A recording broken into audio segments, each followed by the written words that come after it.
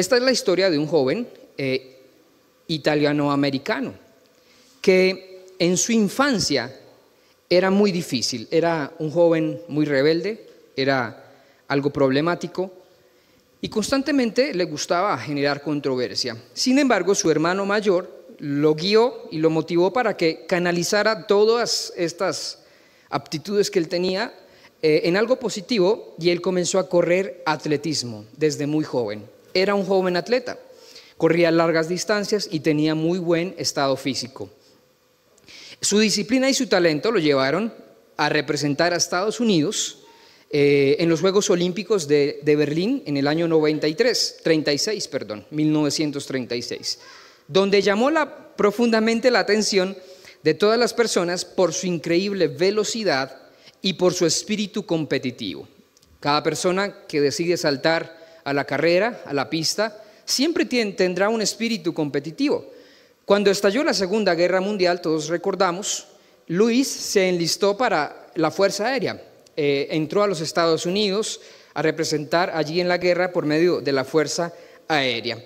Y durante la misión del Pacífico, su avión cayó. Todos conocemos la historia. El avión donde él estaba naufragó, cayó en medio del mar. Sobrevivió durante 47 días solo en el mar, junto con sus dos amigos, en una balsa.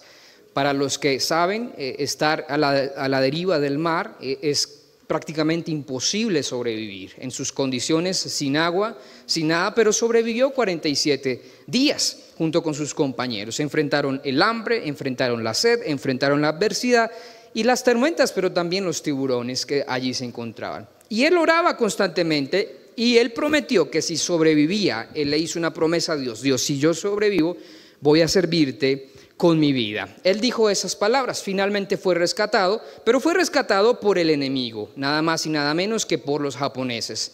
Cayó en cautividad por los japoneses y lo metieron en un campo de prisión. Allá lo instaban a trabajar, a hacer trabajos muy pesados, recolectando carbón, moviendo piedras, y era un hombre que estaba prácticamente, ni se le conocía porque se adelgazó muchísimo, obviamente, soportó los golpes porque un enemigo de ellos, un hombre al cual le decían el pájaro y que se llamaba Watanabe, era el que más lo torturaba y el que más lo odiaba en ese momento. Pero él incluso pudo tener un espíritu inquebrantable, donde soportó todas aquellas cosas. De hecho, ayudó muchísima gente. Y Luis, que es una historia real, verdad, fue firme incluso en todo eso. Cuando terminó la guerra, regresó a su casa como un héroe por haber sobrevivido. Lo condecoraron. Allí fue donde Estados Unidos, el Estado, se levantó y premió a todas las personas sobrevivientes de la guerra, le pusieron una insignia, pero eso no es lo más importante. Eso no es lo más importante, porque él tenía muchas pesadillas después de que pasó la guerra. Tenía rabia, de hecho entró en alcoholismo y tuvo un corazón de rencor literalmente. Cuenta su historia que él se llenó de orgullo, de rabia, junto con las personas que lo habían herido, por todas las personas que lo habían maltratado en su momento. Así que su vida estaba destruyéndose literalmente, pero todos conocemos un hombre que se llama Billy Graham. ¿Se acuerdan de él? Un famoso evangelista en los Estados Unidos. Su esposa de Luis, lo invitó y le dijo: mi amor, quiero invitarte a un lugar especial donde van a estar compartiendo la palabra, y es allí donde Billy Graham ora por él. Él se convierte y en donde Dios le recuerda a Luis la promesa que él le había hecho. Si él sobrevivía a esa situación, Luis le serviría a Dios con su vida. Años más tarde, él viaja a Japón y tiene que sanar heridas en su corazón, perdonar personalmente a las personas que lo habían maltratado, a los soldados que lo habían torturado. Algunos no creían lo que veían, porque luego de la Segunda Guerra Mundial los japoneses literalmente cambian su perspectiva, sabemos, con la bomba de Hiroshima y Nagasaki, donde mueren millones de personas, bombas nucleares, y que Luis haya ido hace parte de un reencuentro con su pasado. Mucha gente le creyó, otros no le creyeron, pero lo importante es que Luis se transformó en un hombre donde resistió los problemas que tenía. Ahora, usted se pone a pensar y a imaginar, no somos Lois Samperini, no vivimos en la guerra, no fuimos torturados y esto. Pero hay algo que sí a mí me sorprende grandemente y es el nivel de resistencia que tuvo Lois. Era una atleta y los atletas soportan y tienen mucha resistencia. Pero yo quiero que usted piense en lo siguiente, que todos en la vida tenemos muchos niveles de resistencia. Usted resiste los problemas en muchos niveles. Algunos soportan la entereza, las dificultades financieras. Algunos son más resistentes para resistir las pruebas. Hablo en el caso del hogar. La esposa o el esposo, cualquiera de los dos, soportan mejor cuando hay deudas y dicen, Dios estará con nosotros, tranquila, vamos a salir adelante.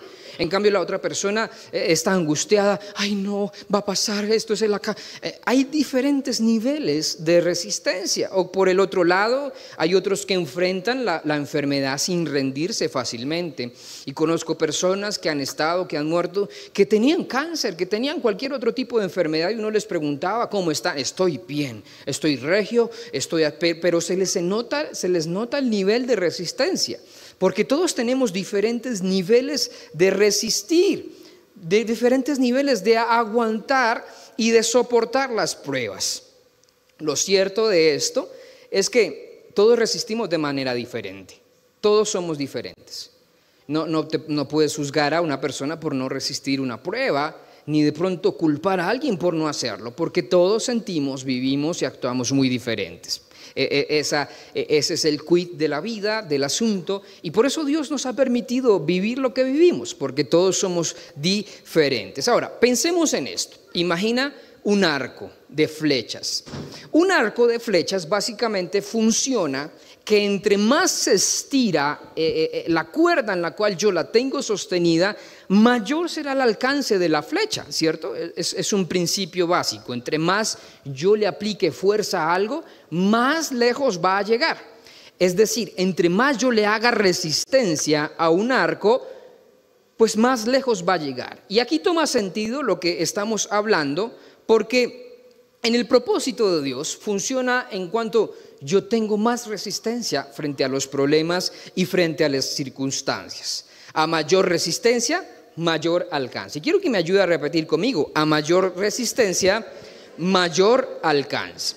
Y es que Habacuc nos enseña algo importante. Habacuc fue un hombre que vivió un momento de la historia de Israel que fue trascendental, fue demasiado indispensable. Y yo quiero que usted me acompañe a Habacuc 3, 17 al 18, voy a leerlo en la Nueva Traducción Viviente. Dice la Biblia así: aunque las higueras no florezcan, diga conmigo, aunque las higueras no florezcan, y no haya uvas en las vides, aunque se pierda la cosecha de oliva y los campos queden vacíos y no den fruto, aunque los rebaños mueran y los campos y los establos estén vacíos, diga conmigo a la voz de tres, 1, 2, 3, aún así me alegraré en el Señor. Siguiente, me gozaré en el Dios de mi salvación. ¿Puede volver a repetirlo conmigo una vez más, lo más fuerte que pueda?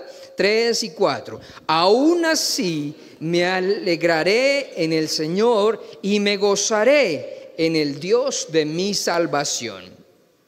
Este es un pasaje de los más profundos de la Biblia. Y el profeta describe una situación de total pérdida. Él por visión de Dios vio cómo Israel terminaría y cómo iba a ser su proceso. Pero él se atreve a dar una declaración, que aunque no haya frutos, no haya cosechas, aunque no haya animales, aunque no haya alimento, porque todos sabemos que el alimento sirve para garantizar, para hacer la seguridad alimenticia. Y que aunque eso faltara, significaba que, aunque hubiese crisis, desesperanza, Dios con todo eso no lo dejaría y que Él se iba a alegrar. Habacuc, sin embargo, declara algo importante. Y él dice, aunque falte todo eso, yo me alegraré y yo me gozaré en el Dios de mi salvación. Y yo quiero que usted entienda algo conmigo, porque este mensaje trata no de resolver, pero sí que pudiésemos entender desde otra perspectiva los problemas y las situaciones que nos ocurren y que nos suceden.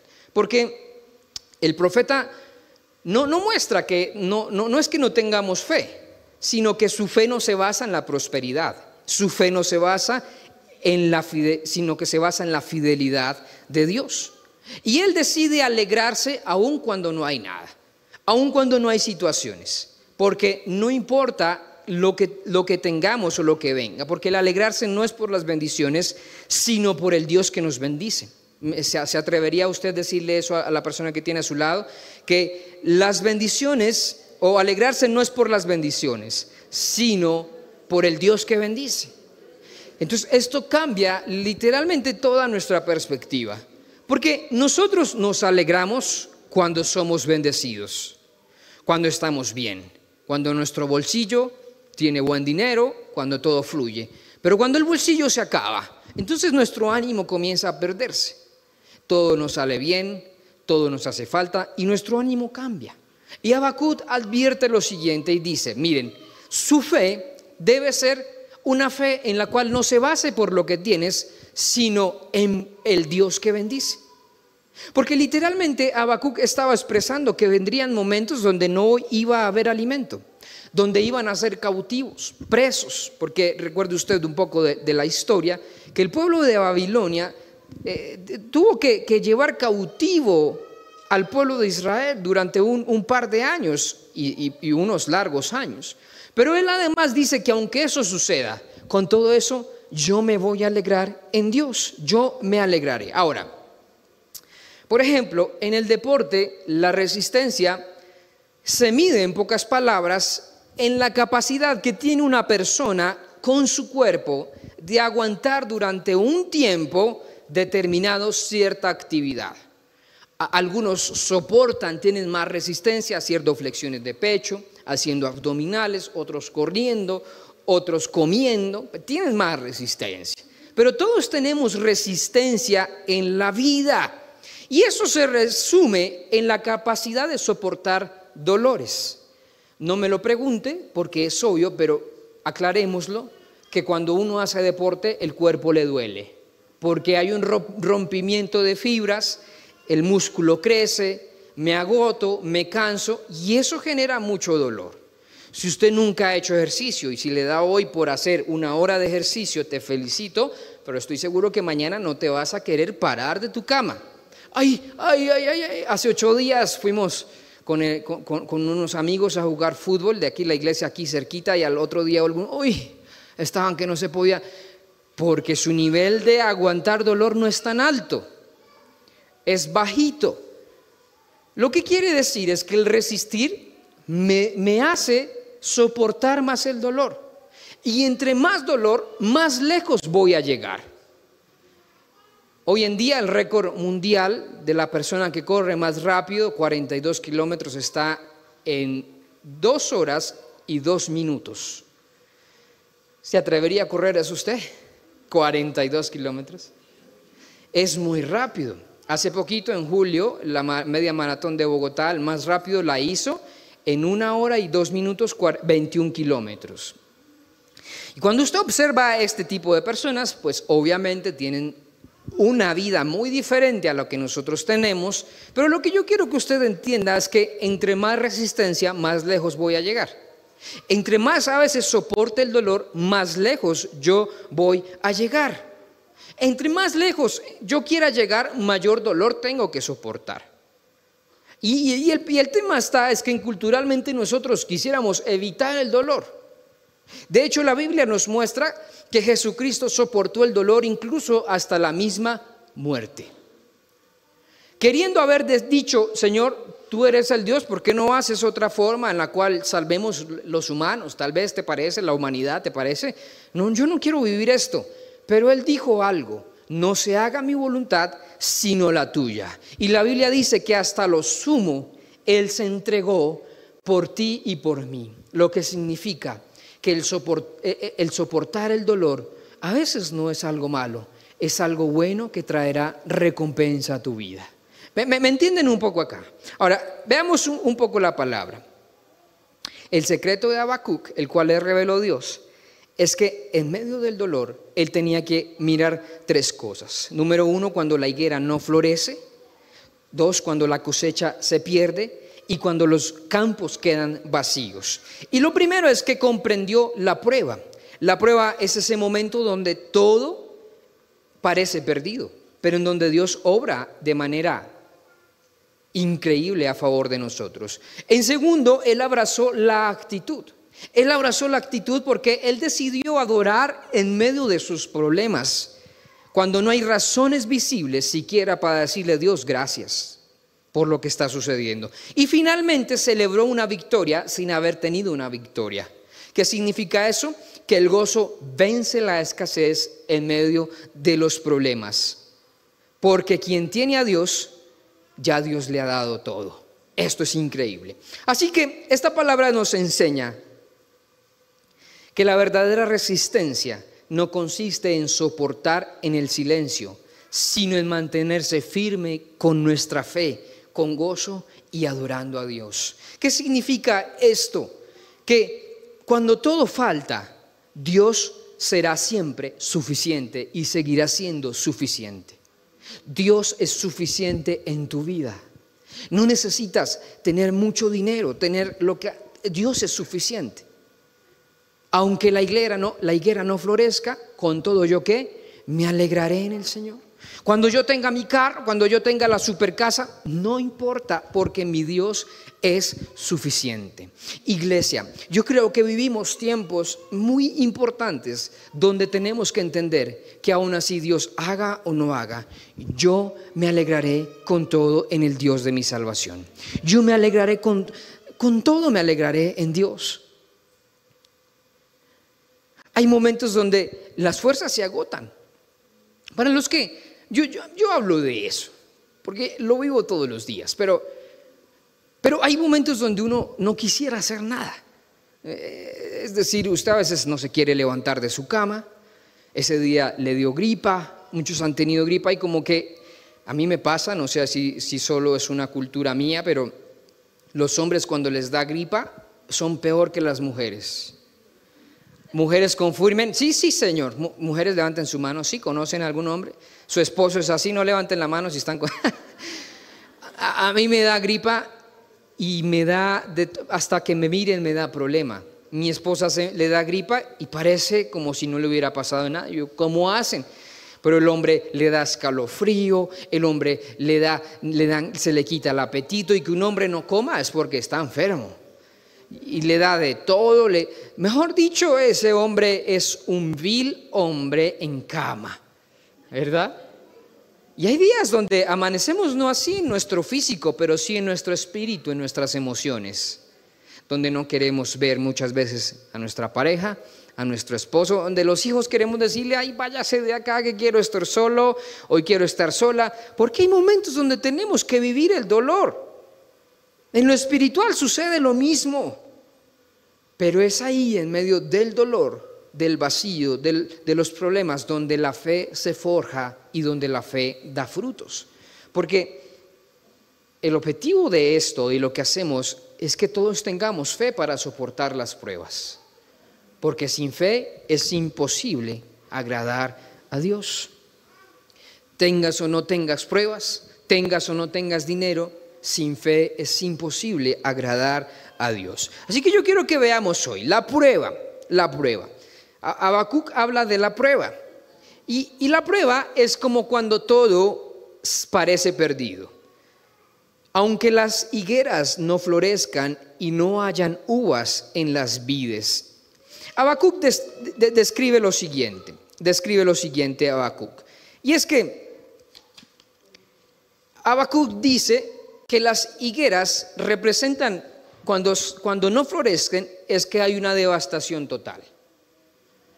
Gracias a Dios, nosotros vivimos en una región, en una parte del planeta donde es tropical y literalmente en los trópicos podemos tener diferentes clases de comida.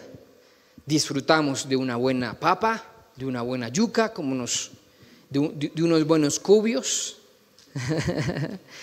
de unas buenas... los jóvenes de nuestra época no saben qué son los cubios.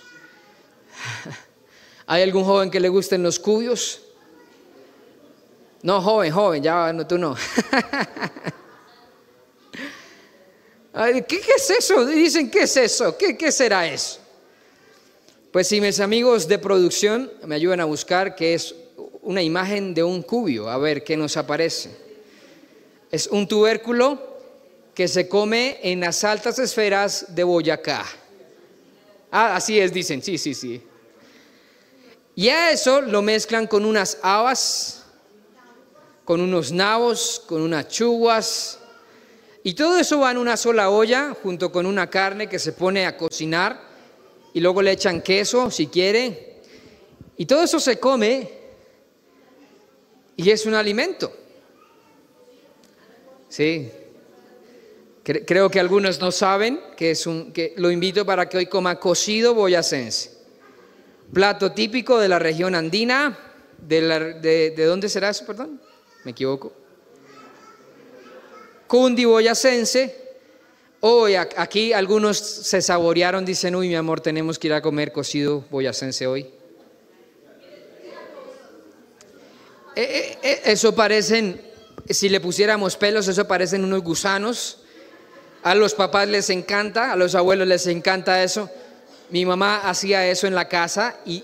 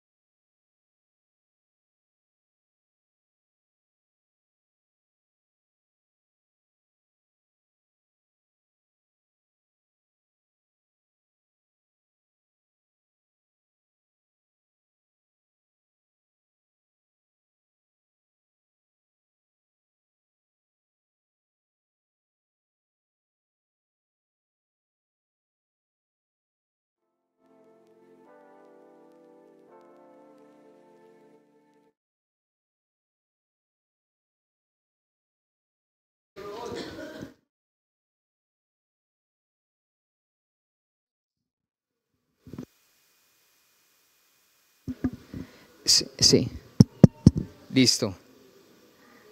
Sí.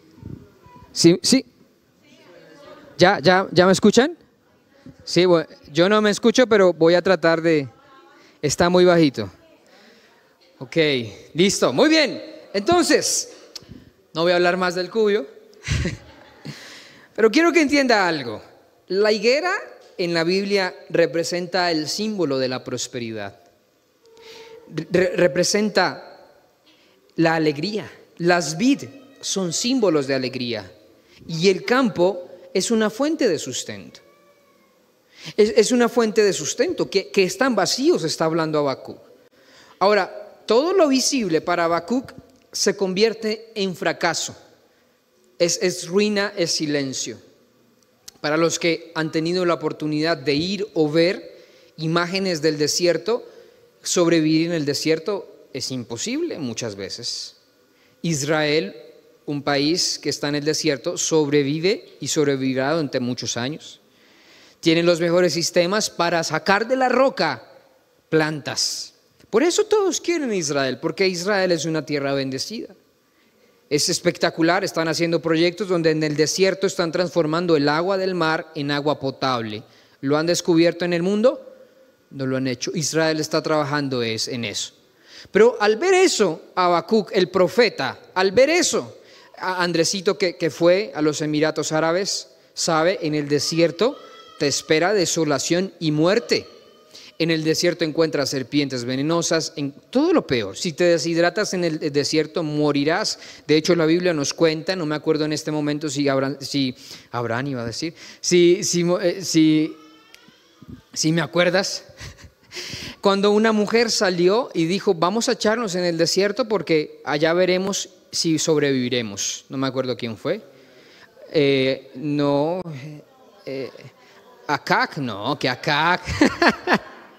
Agar salió en el desierto porque literalmente se quería morir.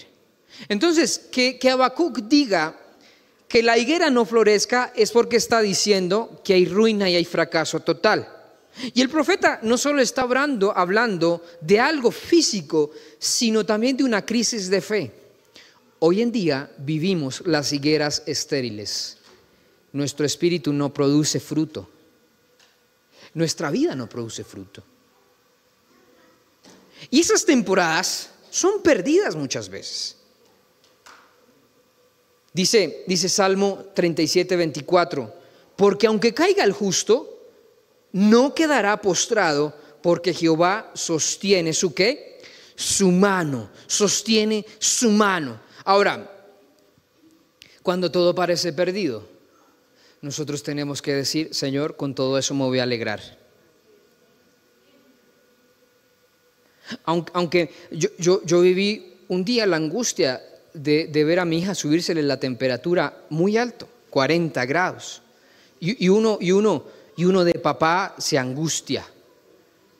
Uno siente miedo literalmente porque el signo de temperatura, aunque es bueno, controlarla es difícil. Y si dura mucho tiempo es muy peligroso. Puede generar un paro, puede dar muchas cosas. Y ver a tu hija en condiciones así,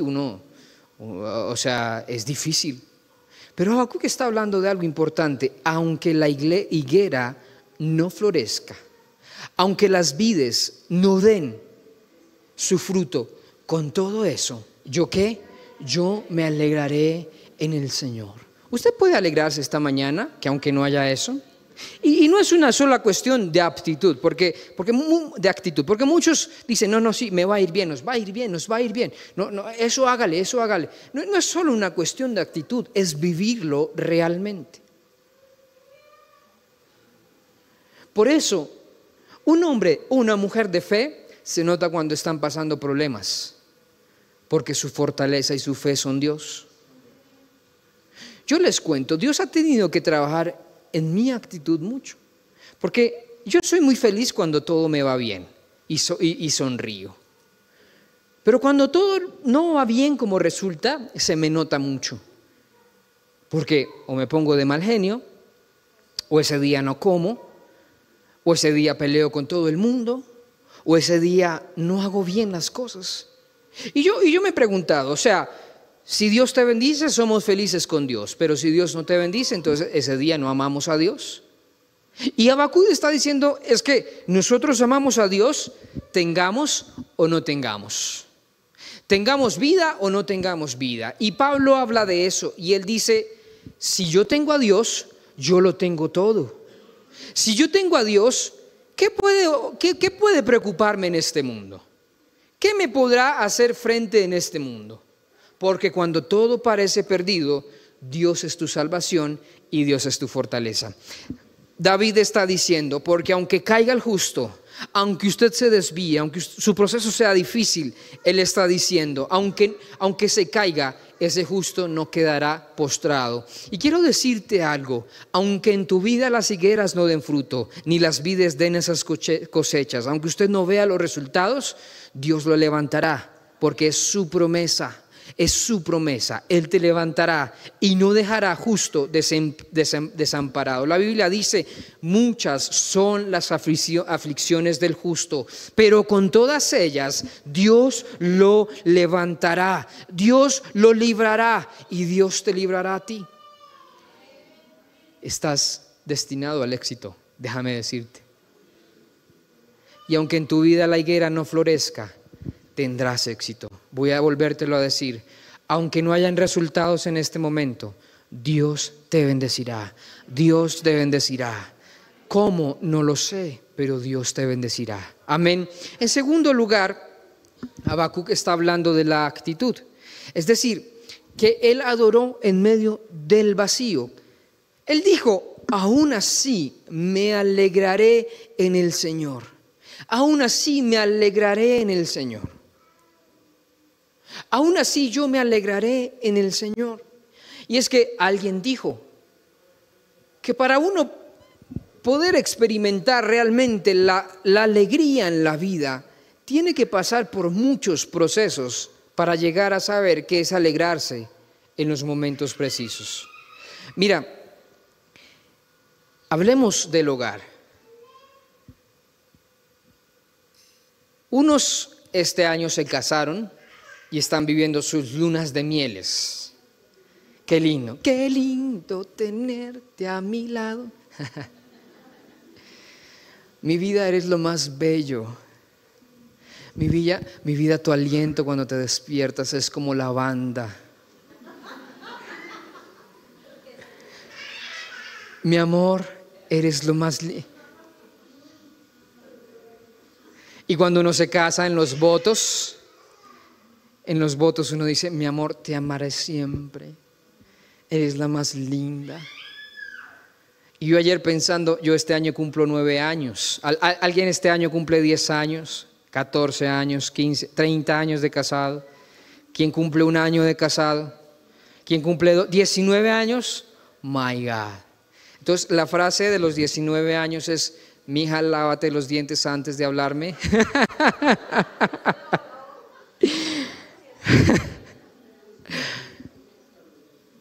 Mi amor, voy a pagarte el gimnasio porque creo que estás algo trozudo. Vamos al gimnasio. Pero mira, yo he sentido que no han pasado 9 años. Ya pasaron 9 años desde que 9 años y medio desde que yo le propuse matrimonio a mi esposa en la ciudad de Cartagena, frente al mar. Ideas para los que se quieren casar. No tiene que ser igual, pero las mujeres adoran cuando les hacen cosas especiales. Alguien por allá, dígalo, amén. No, es que yo ya me casé. Esposos, ¿qué tal si de aniversario, no sé, así sea llevarla a comer cocido boyacense?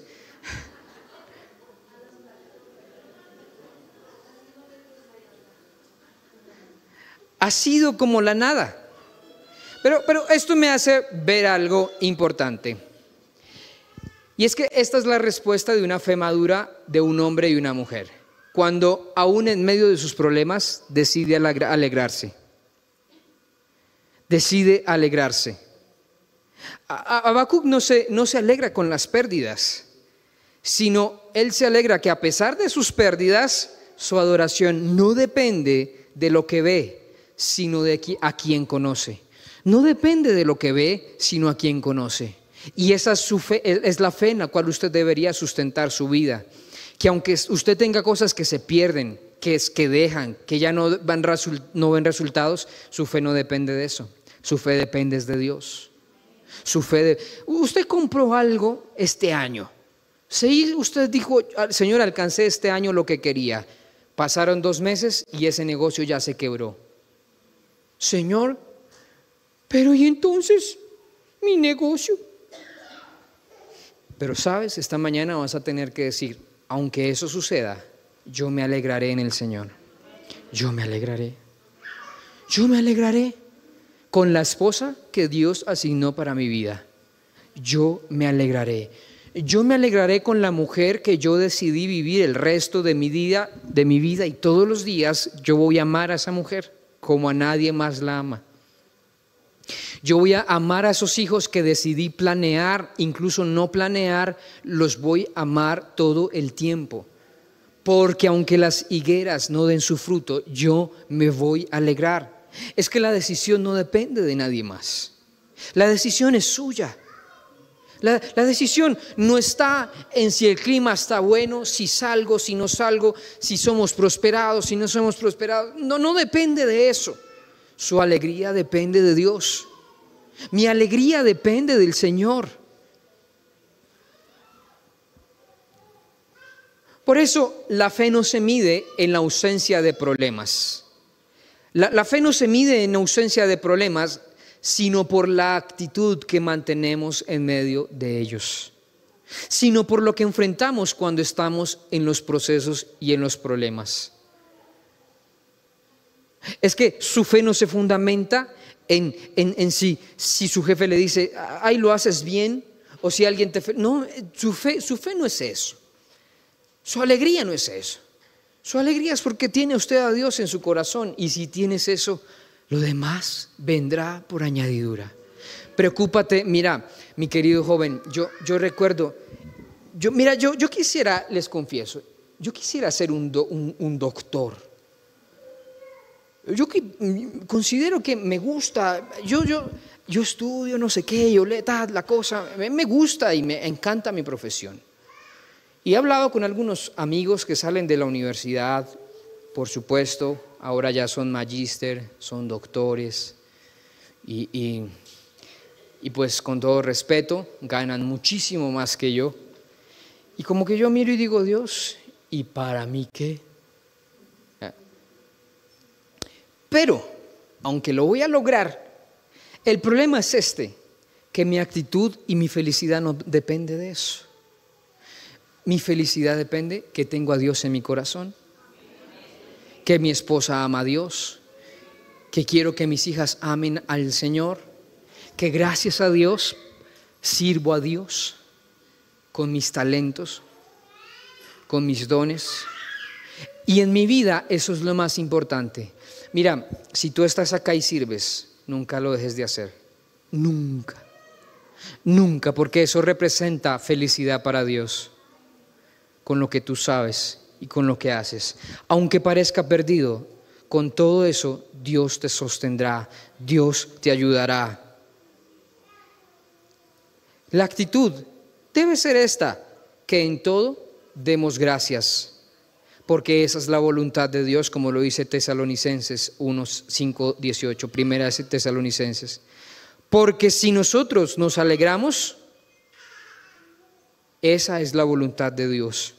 Y sabes, tú no puedes cambiar tu situación, no lo puedes hacer, pero tú sí puedes cambiar la reacción a tu situación.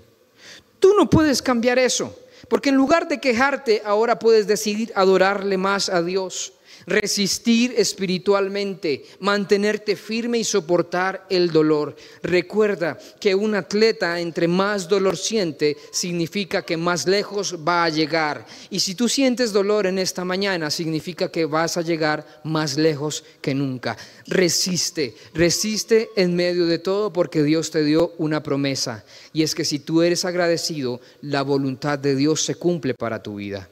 ¿Estás agradecido? ¿Eres agradecido? Eres agradecido con Dios. Pero en tercer lugar, dice la Biblia, que Habacuc dijo que él se gozaría en el Dios de mi salvación.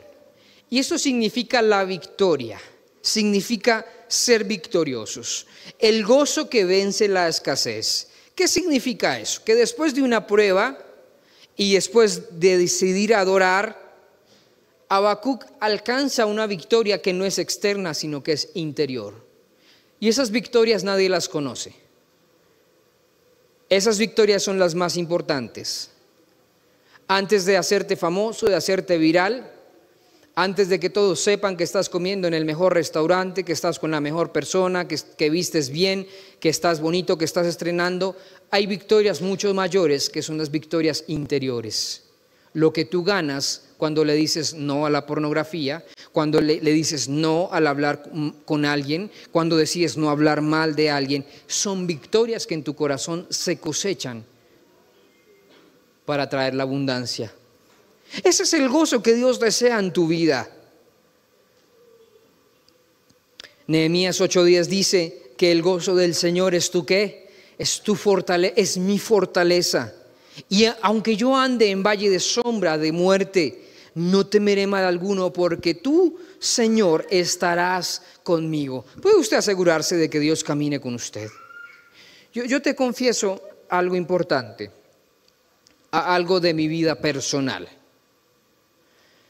A veces tengo muchas pruebas con mi carácter, porque soy un hombre a veces explosivo.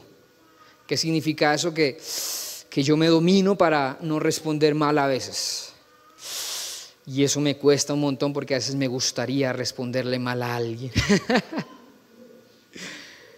Y si usted se identifica conmigo, pues sufrimos con eso. Todos los días tenemos esas pruebas de dominarnos a nosotros mismos. La Biblia dice, domínate a ti mismo.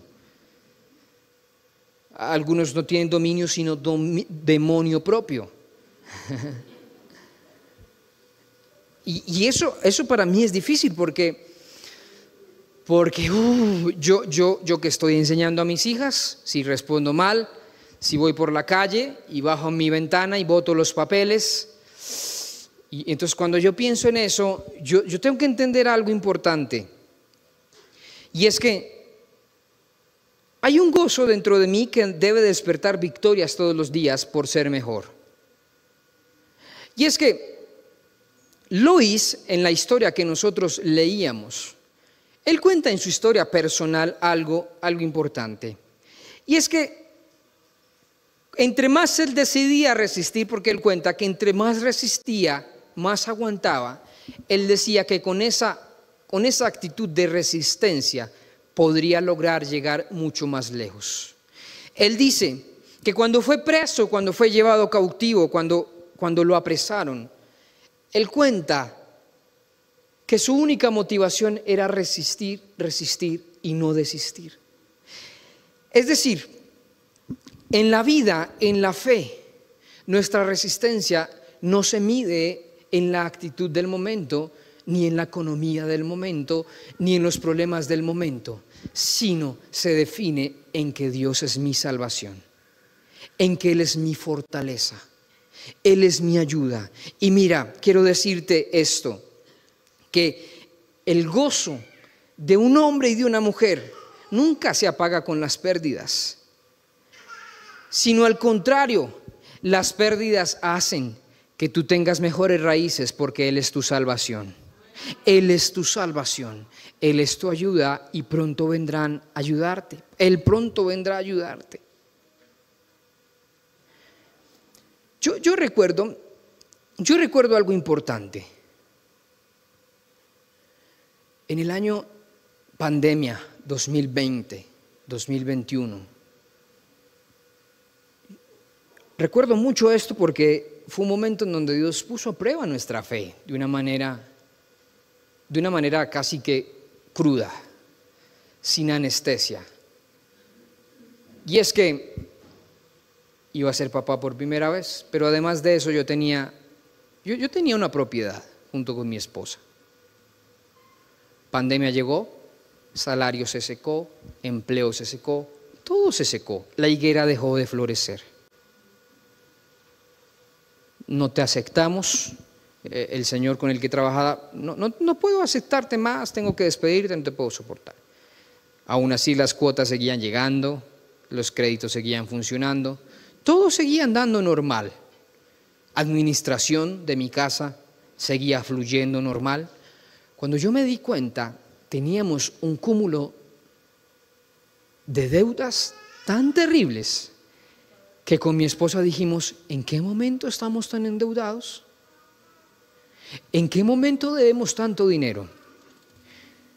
Acordamos entre los dos, dijimos, pues creo que lo mejor es tener paz. Lo mejor sería si vendemos algo de lo que tenemos. Total, más adelante puede que Dios nos bendiga, puede que no, pero vamos a pagar. Acordamos y vendimos algo que teníamos. Representaba para nosotros un ingreso importante. Representaba para mí tener un sustento para mi casa. Lo vendí y lo vendí por cierto valor. Y cuando lo vendimos, ese valor no alcanzó casi que para pagar todo. Y dije, Señor, pero ¿y entonces? ¿En qué estamos? ¿A qué jugamos? Y comenzó otro proceso casi que de 5 años después, casi que iniciar de cero otra vez, volver a construir una economía, a corregir cosas en nuestra administración, porque los problemas no llegan solamente porque sucedan, sino porque tienen decisiones en tu vida. Comenzamos en su momento y dijimos, creo que no podemos comer tanto por fuera, el almuerzo creo que tendremos que hacerlo más en casa, tendremos que ajustar algunas cosas, tendremos que el cocido boyacense hacerlo en casa, así que si yo no lo sé hacer, pues nos quedamos sin cocido, y ajustar cosas. Pasaron los años